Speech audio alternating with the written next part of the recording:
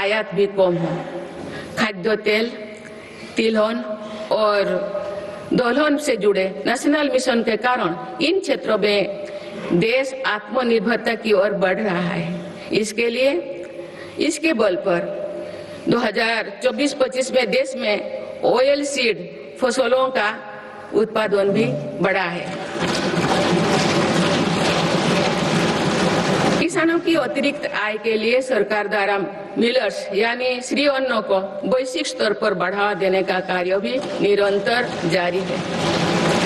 माननीय सदस्यगण, आज किसानों को अनाज उत्पादन के साथ ही पशुपालन, मत्स्य पालन और मधुमक्खी पालन से भी आर्थिक प्रगति के रास्ते से जोड़ा जा रहा है।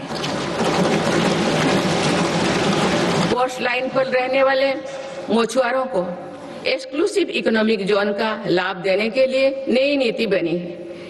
इसके साथ ही हाई सीज की क्षमताओं के इस्तेमाल में सक्षम बनाने के लिए भी नई पॉलिसी बनाई गई है।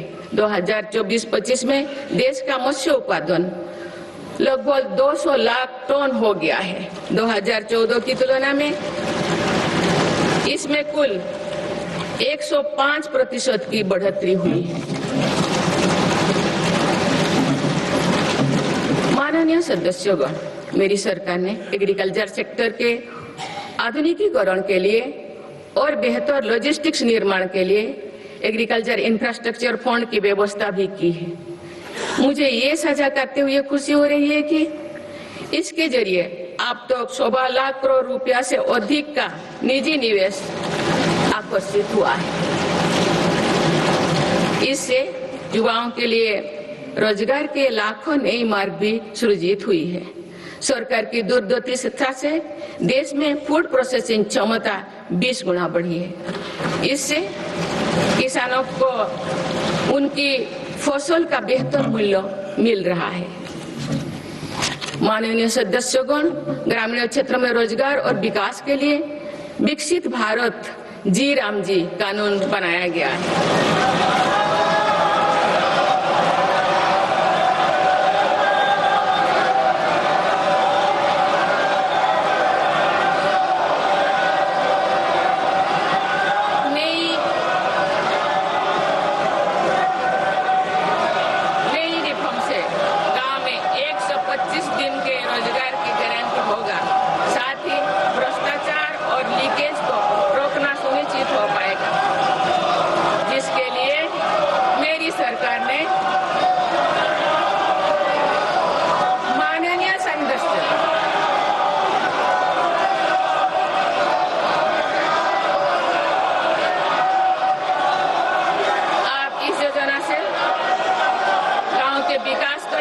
मिलेगी और किसान, पशुपालन और मछुआरे साथियों के लिए नई सुविधाएं निर्मित होगी।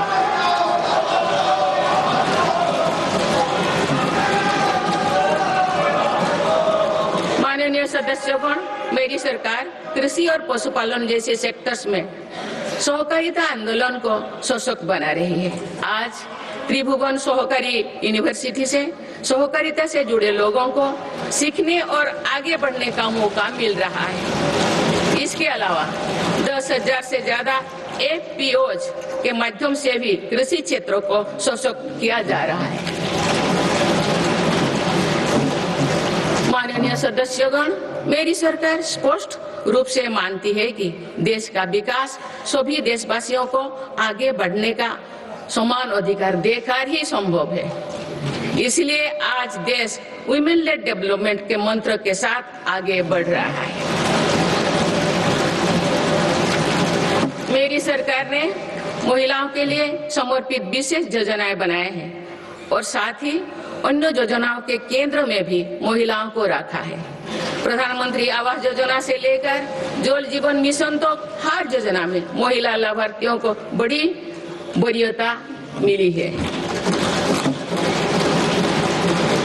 देश के विकास में महिलाओं की भागीदारी बढ़ाने के लिए मेरी सरकार ने 10 करोड़ महिलाओं को स्वयं सहायता समूहों से जोड़ा है। आज देश में लखपति दीदियों की संख्या 2 करोड़ से ज्यादा हो चुका है।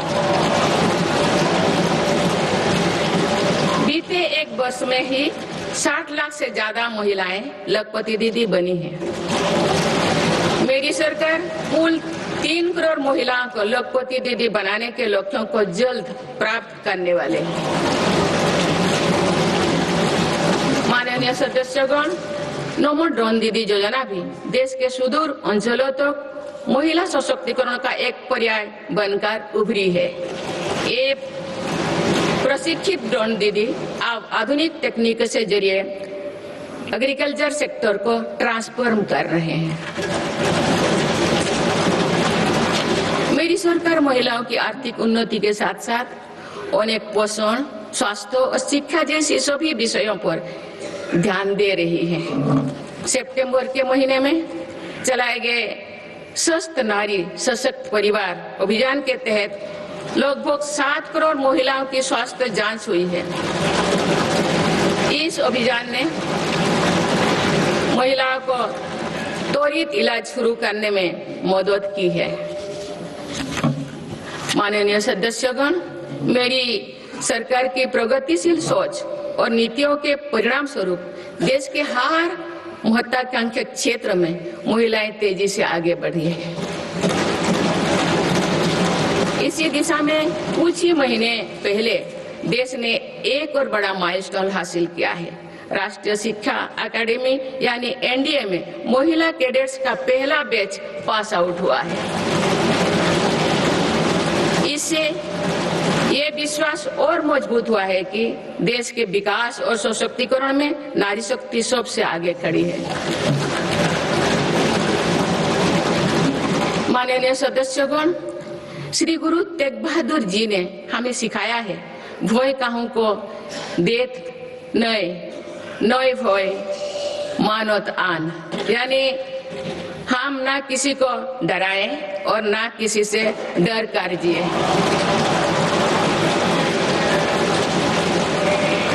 इसी निडर मन से, इसी भावना से देश की सुरक्षा सुनिश्चित कर सकते हैं। भारत ने सिद्ध किया है कि शक्ति का प्रयोग उत्तरदायित्व और विवेक के साथ किया जा सकता है। ऑपरेशन सिंदूर से विश्व ने भारतीय सेना का शौर्य और पराक्रम देखा।